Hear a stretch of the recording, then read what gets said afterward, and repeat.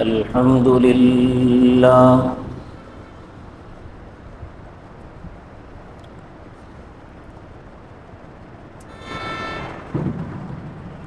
الحمد لله وحده، والصلاة والسلام على من لا نبي بعده،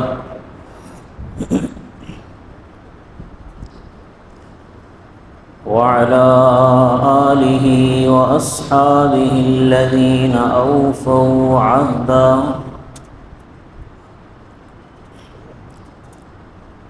ونشهد أن لا إله إلا الله وحده لا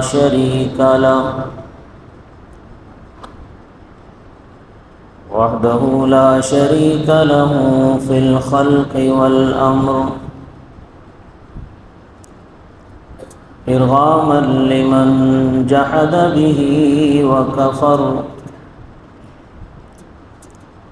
ونشهد أن سيدنا ومولانا محمدا عبده ورسوله،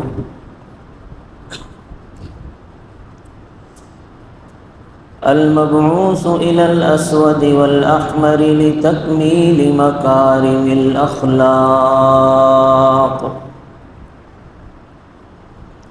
لا يخلق نبي ولا رسول بعده، ولا أمة بعد أمته، ولا شريعة بعد شريعته، ولا كتاب بعد كتابه، صلى الله تعالى عليه وعلى آله وأصحابه الذين هم خلاصة العرب العرباء، وخير الخلائق بعد الأنبياء،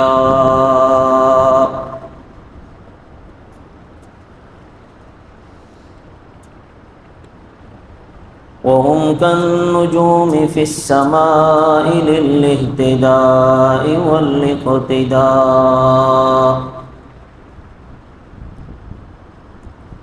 وهم مفاتيح الرحمة ومصابيح الغرر. أعوذ بالله من الشيطان الرجيم، بسم الله الرحمن الرحيم. فالذين هاجروا وأخرجوا من ديارهم وأوذوا في سبيلي وقاتلوا وقتلوا لأكفرن عنهم سيئاتهم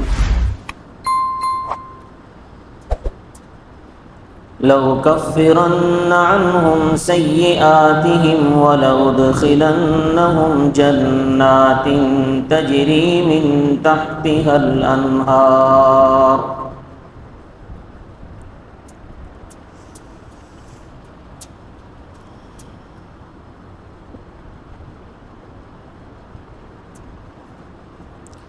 وقال تبارك وتعالى في مقام آخر: والذين هاجروا في الله من بعد ما ظلموا لنبوئنهم في الدنيا حسنة،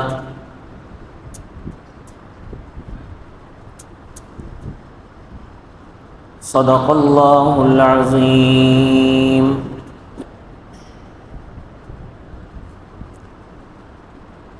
رب اشرح لي صدري ويسر لي أمري، واحلل عقدة من لساني يفقه قولي.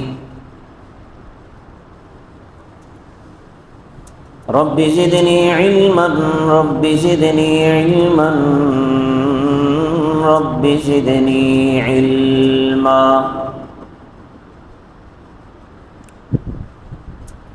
سبحانك لا علم لنا إلا ما علمتنا، إنك أنت العليم الحكيم. تمام حضرات درود شریف پڑھیں. اللهم صل على محمد وعلى آل محمد كما صليت على إبراهيم وعلى آل إبراهيم إنك حميد مجيد. اللهم بارك على محمد وعلى آل محمد كما باركت على إبراهيم وعلى آل إبراهيم إنك حميد مجيد.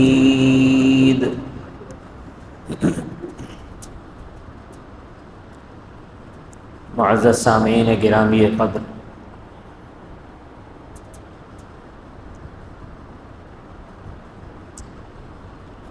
سفر کا مہینہ چل رہا ہے. اس مہینے میں مسلمانوں نے، صحابہ کرام نے حضور اکرم صلی اللہ علیہ وسلم کے حکم سے مشرکین مکہ کے مصائب اور تکالیف سے تنگ آ کر مدینہ منورہ کی طرف ہجرت کرنا شروع کی تھی.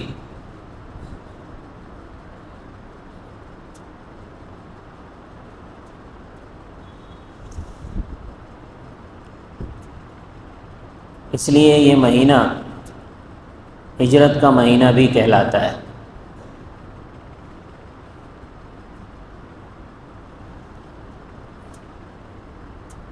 حضور اکرم صلی اللہ علیہ وسلم نے مکہ کے لوگوں کے درمیان 40 سال کا عرصہ گزارا تھا.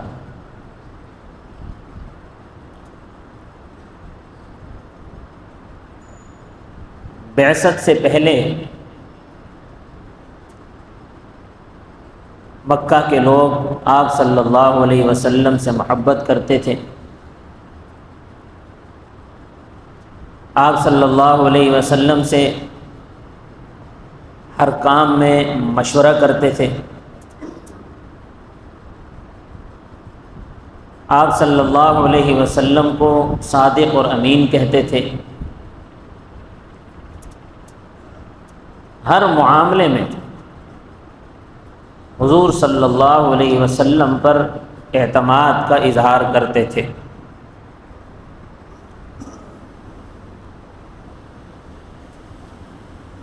لیکن جب آپ صلی اللہ علیہ وسلم نے اعلان نبوت فرمایا،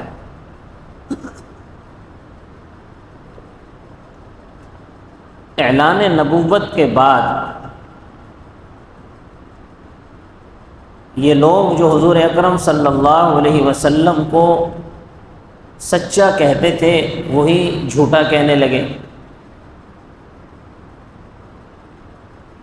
یہی لوگ جو حضور صلی اللہ علیہ وسلم کو عقل مند کہتے تھے وہی بیوقوف کہنے لگے.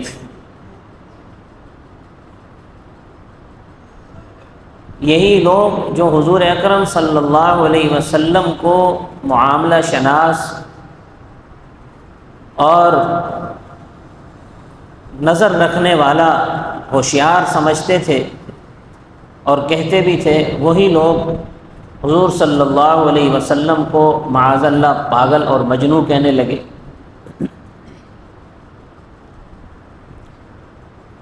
یہی لوگ جو حضور صلی اللہ علیہ وسلم کی باتوں کے بارے میں، آپ صلی اللہ علیہ وسلم کے کلام کے بارے میں یہ کہتے تھے کہ بڑا فصیح و بلیغ کلام کرتے ہیں، یہی حضور کو جادوگر کہنے لگے.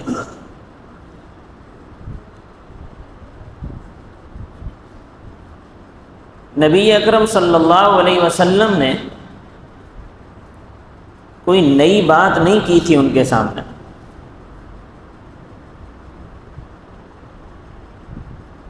کیونکہ توحید جو ہے یہ نئی چیز نہیں ہے، توحید پہلے سے ہے، شرک بعد میں پیدا ہوا ہے۔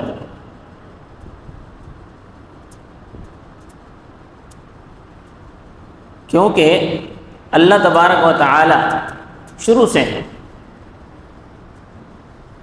اور شروع سے ہی اللہ اکیلا ہے، تو اس لیے توحید پہلے سے ہے، شرک بعد میں پیدا ہوتا ہے۔ اسی طرح سچے نبی پہلے سے ہیں، کیونکہ حضرت آدم علیہ الصلاۃ والسلام جو پہلے انسان ہیں وہی نبی ہیں۔ سچے نبی پہلے سے ہیں، جھوٹے نبی بعد میں پیدا ہوتے ہیں۔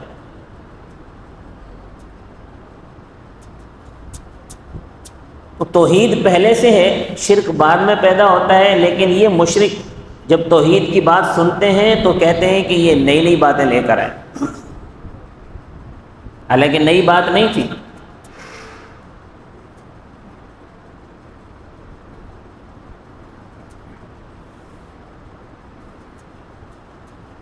تو جب نبی اکرم صلی اللہ علیہ وسلم نے توحید کی دعوت دی،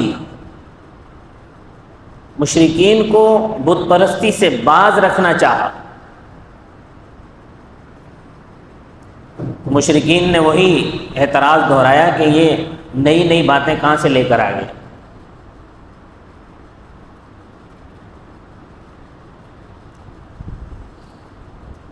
نبی اکرم صلی اللہ علیہ وسلم کے دشمن ہو گئے،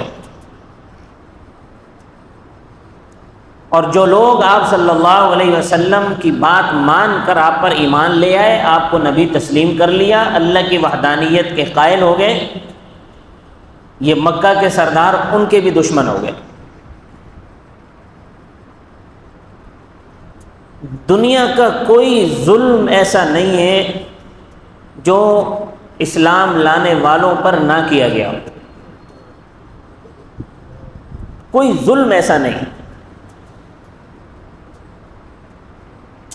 کوئی ستم ایسا نہیں ہے جو شروع میں اسلام لائے جو لوگ ان پر نہ کیا گیا ہو۔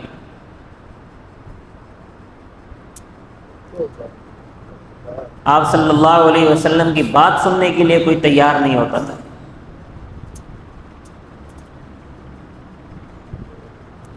تو اب ضرورت اس امر کی تھی کہ مکہ میں رہتے ہوئے اب اسلام پر، دین پر، شریعت پر عمل کرنا مشکل ہو گیا تھا۔ ظلم و ستم کے اتنے پہاڑ توڑ دیے گئے تھے کہ اب مسلمان بھی یہ چاہتے تھے کہ ہمیں کوئی سکھ کا سانس ملے، ہمارے لیے کوئی ایک راستہ اللہ پاک پیدا فرمائے۔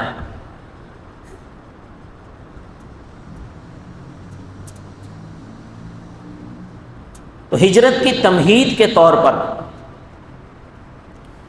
نبوت کے 11ویں سال، آپ صلی اللہ علیہ وسلم 10 سال بعثت کے بعد گزار چکے تھے، نبوت کے 11ویں سال مدینہ سے، چونکہ حج کے لیے قافلے یہاں جمع ہوتے تھے مکہ میں، مدینہ سے کچھ لوگ حج کے لیے آئے۔ آپ صلی اللہ علیہ وسلم کی عادت مبارکہ تھی کہ جب حج کے لیے دور دراز سے قافلے آتے تھے تو آپ حج پہ آنے والوں کو اسلام کی دعوت دیا کرتے تھے۔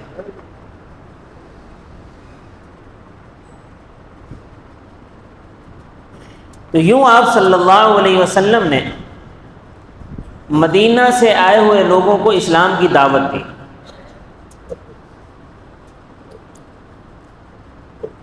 مکہ میں ایک مقام تھا عقبہ، اس مقام پر آپ صلی اللہ علیہ وسلم نے مدینہ کے ان 6 لوگوں کو، 6 لوگ آئے ہوئے تھے جن کے نام بھی مورخین نے لکھے ہیں، ان میں سے ایک حضرت عوف بن حارث تھے، ایک حضرت رافع بن مالک تھے، ایک حضرت عقبہ بن عامر تھے، ایک حضرت اسعد بن زرارہ تھے، اور ایک حضرت قطبہ بن عامر تھے، اور ایک حضرت جابر بن عبداللہ تھے۔ یہ 6 لوگ، انہوں نے نبی کریم صلی اللہ علیہ وسلم کی دعوت کو سنا اور عقبہ کے مقام پر آپ صلی اللہ علیہ وسلم کی بیعت کر کے اسلام قبول کر لیا۔ اس بیعت کو بیعت عقبہ اولیٰ کہا جاتا ہے۔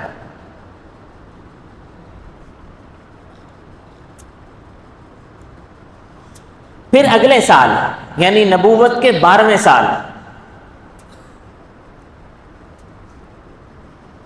پھر کچھ اور لوگ آئے مدینہ سے، اوس اور خزرج کے۔ مدینہ کے اندر یہود کا ہولڈ تھا، کیونکہ یہودی جو تھے وہ مدینہ کی تجارت پر بھی قابض تھے اور اہل کتاب ہونے کے ناطے اوس و خزرج پر ان کی دھاک بھی بیٹھی ہوئی تھی۔ مدینہ کے اندر جو یہودی تھے وہ طاقتور تھے، ان کے پاس اسلحہ بھی تھا، ان کے پاس مضبوط قلعے بھی تھے، اور معاشی اعتبار سے بھی یہودی بڑے مضبوط تھے۔ حتیٰ کہ مفسرین نے لکھا ہے کہ اوس اور خزرج چونکہ یہ دونوں مشرکین تھے، ان دونوں کی آپس میں لڑائیاں چلتی رہتی تھیں، اور بڑی پرانی لڑائیاں، اور ذرا سی بات پر 100 سال گزر گئے، لڑائیاں چل رہی ہیں۔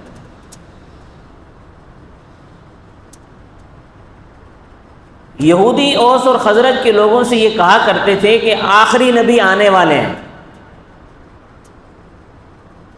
آخری نبی آنے والے ہیں، وہ جب مکہ میں مدینہ میں جب آئیں گے تو ہم ان کے ساتھ مل کر تم لوگوں کو ختم کر دیں گے، پھر یہاں صرف ہماری حکومت ہوگی۔ اب یہ جو اوس اور خزرج کے لوگ تھے، ان کے دماغوں میں یہ بات بیٹھی ہوئی تھی کہ آخری نبی نے آنا ہے۔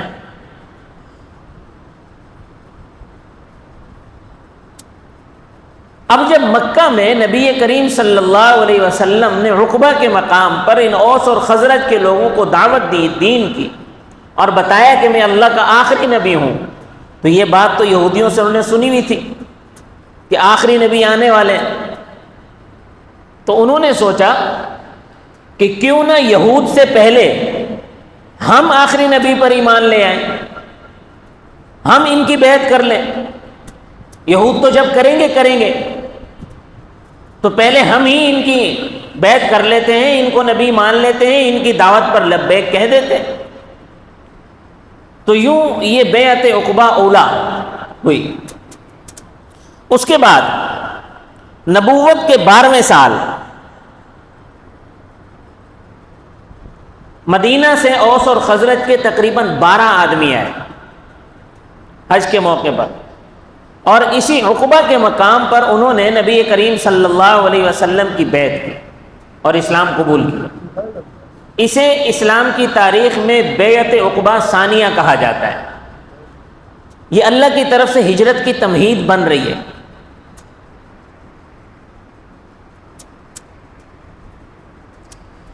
پھر اگلے سال یعنی بعثت کے 13ویں سال مدینہ سے اوس اور خزرج کے تقریباً 72 افراد آئے۔ 72 افراد کے نام بھی مفسرین نے لکھے ہیں، مورخین نے، سیرت نگاروں نے ان کے نام لکھے۔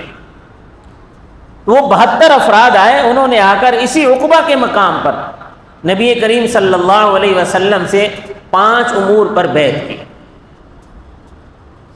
اور اسلام قبول کیا۔ وہ 5 امور یہ تھے کہ ہم چوری نہیں کریں گے، زنا نہیں کریں گے، بیٹیوں کو زندہ درگور نہیں کریں گے، کسی پر جھوٹی تہمت نہیں لگائیں گے،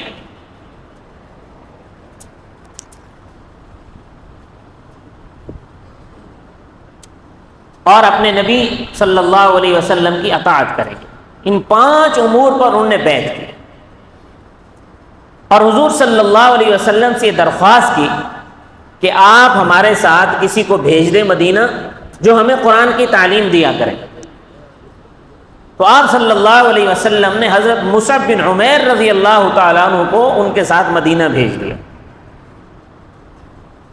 اور ان کی ذمہ داری لگائی کہ آپ نے جا کر ان کو قرآن کی تعلیم دینی ہے اور محنت کرنی ہے، دین کی دعوت کو، اسلام کی دعوت کو خوب پھیلانا ہے۔ حضرت مصعب بن عمیر رضی اللہ تعالیٰ عنہ ان کے ساتھ مکہ سے مدینہ آ گئے۔ حضرت مصعب بن عمیر نے بڑی محنت کی۔ حضرت مصعب بن عمیر نے وہاں قیام کیا حضرت اسعد بن زرارہ رضی اللہ تعالیٰ عنہ کے گھر پر۔ حضرت مصعب بن عمیر نے بڑی محنت کی۔ لوگ جوق در جوق اسلام میں داخل ہونے لگ گئے۔ قبیلہ اوس کے سردار تھے حضرت سعد بن معاذ رضی اللہ تعالیٰ عنہ۔ انہوں نے ایک دن اسید بن حضیر ان سے کہا کہ یہ مصعب بن عمیر یہاں آئے ہوئے ہیں اور یہ لوگوں کو بیوقوف بنا رہے ہیں۔ یہ ابھی تک مسلمان نہیں ہوئے تھے، حضرت سعد بن معاذ، یہ قبیلہ اوس کے سردار تھے، اور میرا جو خالہ زاد بھائی ہے اسعد بن زرارہ وہ بھی ان کے ساتھ ملا ہوا ہے، لہذا آپ جاؤ اور اسعد بن زرارہ کو بھی سمجھاؤ اور مصعب بن عمیر کو بولو کہ تم جو ہے نا یہاں سے چلے جاؤ، یہاں لوگوں کو بیوقوف مت بناؤ۔ حضرت اسعد بن زرارہ رضی اللہ تعالیٰ عنہ نے حضرت مصعب بن عمیر سے یہ کہا ہوا تھا کہ دیکھو اگر سعد بن معاذ ایمان لے آئیں تو ان کا پورا قبیلہ مسلمان ہو جائے گا، ان پر کسی طرح محنت کرو، کسی طرح یہ ایمان لے آئیں۔ مدینہ سے باہر ایک کنویں کے پاس حضرت اسعد بن زرارہ اور حضرت مصعب بن عمیر ایسے ہی بیٹھے ہوئے تھے کنویں کے ساتھ۔ تو یہ اسید بن حضیر وہاں آ گئے، نیزہ انہوں نے ہاتھ میں پکڑا ہوا ہے اور آ کر کہا کہ حضرت مصعب بن عمیر سے کہ آپ یہاں سے چلے جائیں، آپ لوگوں کو بیوقوف بنا رہے ہیں، آپ الٹی سیدھی باتیں پڑھا رہے ہیں لوگوں کو، یہ باتیں ہمیں پسند نہیں ہیں۔ آپ نے کیا ایک یہاں شروع کر دی ہے، نئی دعوت شروع کر دی، ایک نیا دین آپ لے کر آ گئے ہو۔ حضرت مصعب بن عمیر نے حضرت اسید بن حضیر سے کہا کہ آپ بیٹھ جاؤ، بات سن لو، اگر بات پسند آئے تو قبول کر لینا، ورنہ ہم یہاں سے چلے جائیں گے۔ تو اسید بن حضیر رضی اللہ تعالیٰ نے کہا کہ ہاں یہ تم نے انصاف کی بات کی ہے۔ وہ اپنا نیزہ انہوں نے زمین میں گاڑا اور بیٹھ گئے۔ حضرت مصعب بن عمیر نے انہیں اسلام کی دعوت دی، قرآن سنایا۔ جب انہوں نے قرآن سنا تو حضرت اسعد بن زرارہ کہتے ہیں کہ قرآن سننے کے بعد ان کے چہرے پر ایسی چمک پیدا ہوئی کہ ہم نے آج تک ایسی چمک نہیں دیکھی تھی ان کے چہرے پہ۔ قرآن سننے کے بعد انہوں نے کہا اسید بن حضیر نے کہ تم ذرا بتاؤ تم اپنے دین میں جب کسی کو داخل کرتے ہو تو کیسے کرتے ہو؟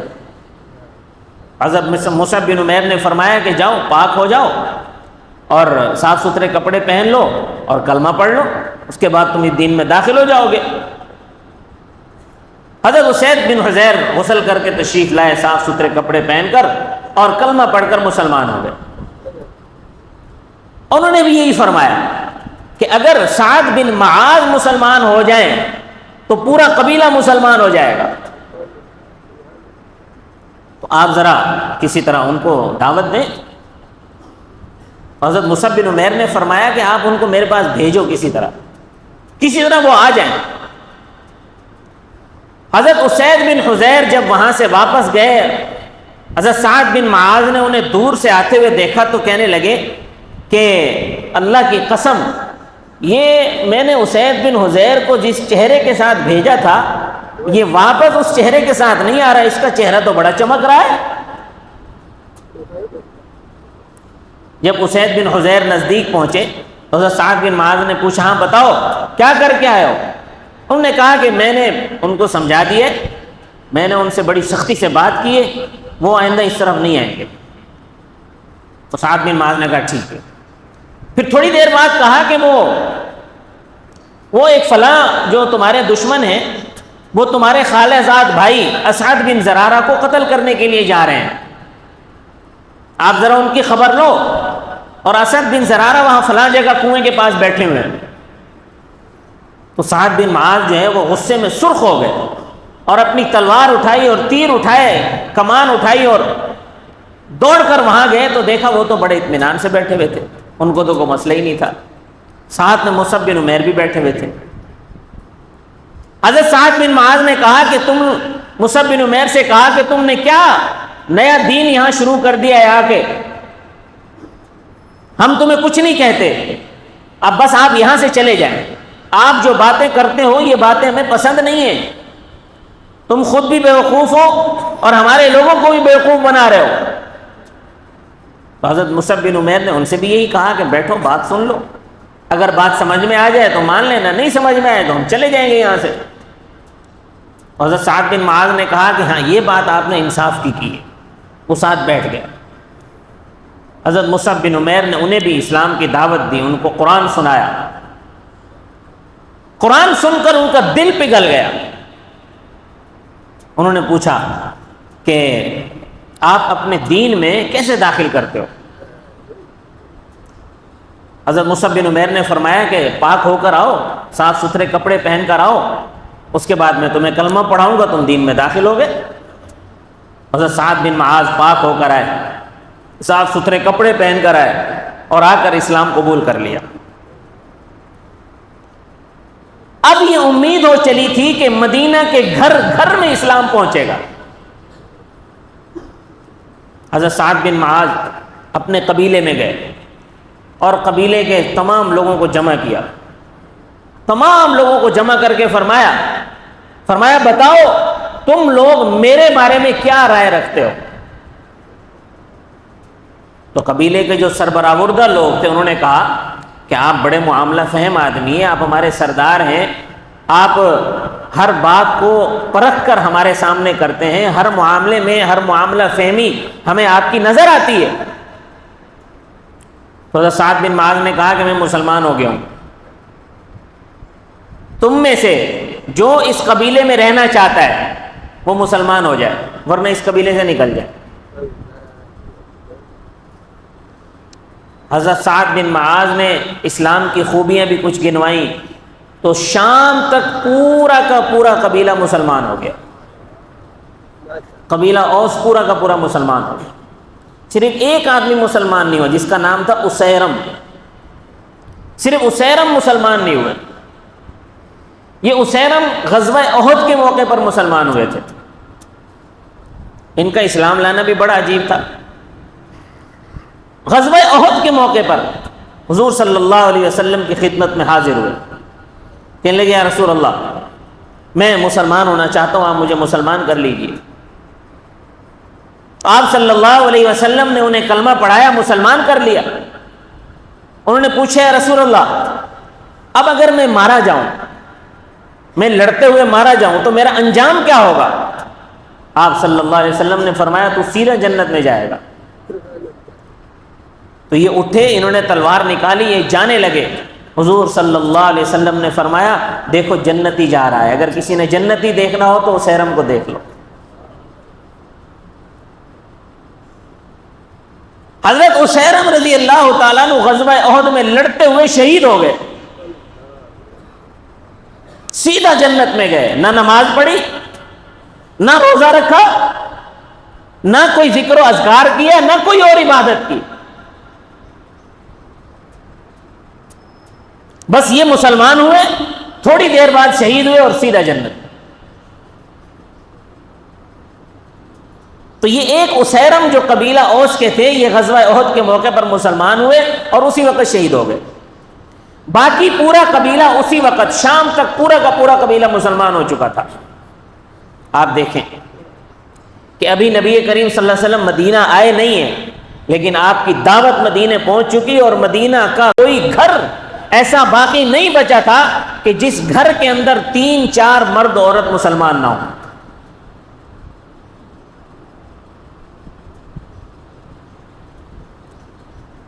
اب مدینہ کے لوگوں نے نبی کریم صلی اللہ علیہ وسلم کو، جو یہ 72 افراد کا قافلہ آیا تھا، انہوں نے آپ صلی اللہ علیہ وسلم سے کہا تھا کہ یا رسول اللہ آپ مدینہ تشریف لیں، ہم آپ کی حفاظت کریں گے۔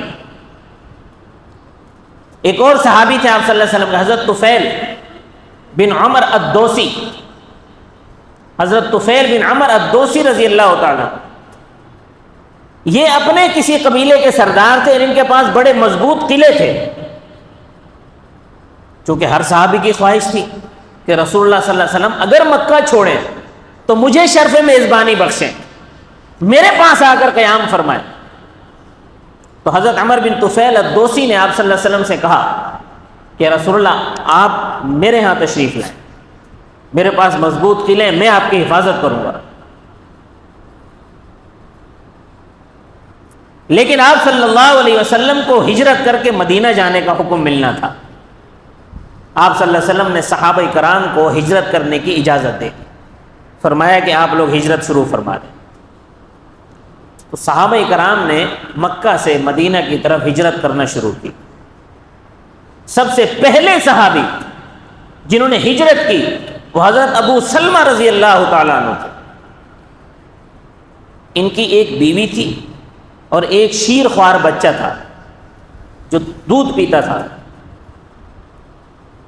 مشرکین کو پتہ چلا کہ مسلمان مکہ چھوڑنے لگے، ان کے نبی نے ان کو اجازت دے دی ہے کہ مکہ چھوڑو اور مدینہ چلے جاؤ۔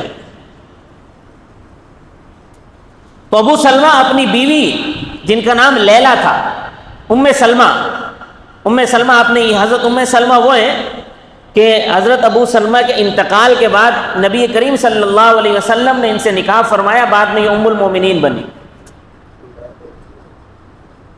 تو یہ ام سلمہ رضی اللہ تعالیٰ عنہ اپنی بیوی کو اور بچے کو حضرت ابو سلمہ لے کر باہر نکلے، مکہ کے مشرکین نے ان کو گھیر لیا۔ حضرت ام سلمہ کو بھی انہوں نے چھین لیا اور بچے کو بھی چھین لیا اور کہنے لگے تم نے جانا ہے تم اکیلے جاؤ۔ حضرت ابو سلمہ نے اپنی بیوی اور بچے کو چھوڑ کر اکیلے ہجرت کی، اکیلے ہجرت کر کے مدینہ پہنچے۔ اس کے بعد دیگر صحابہ پر کیا کیا مصائب آئے ہجرت کے سلسلے میں، کیا کیا مشکلات آئیں، انشاءاللہ وقتاً فوقتاً بیان ہوگا۔ اللہ تبارک و تعالی مجھے اور آپ کو دین محمدی پر ثابت قدمی سے عمل کی توفیق نصیب فرمائے۔ وما علینا الا البلاغ المبین۔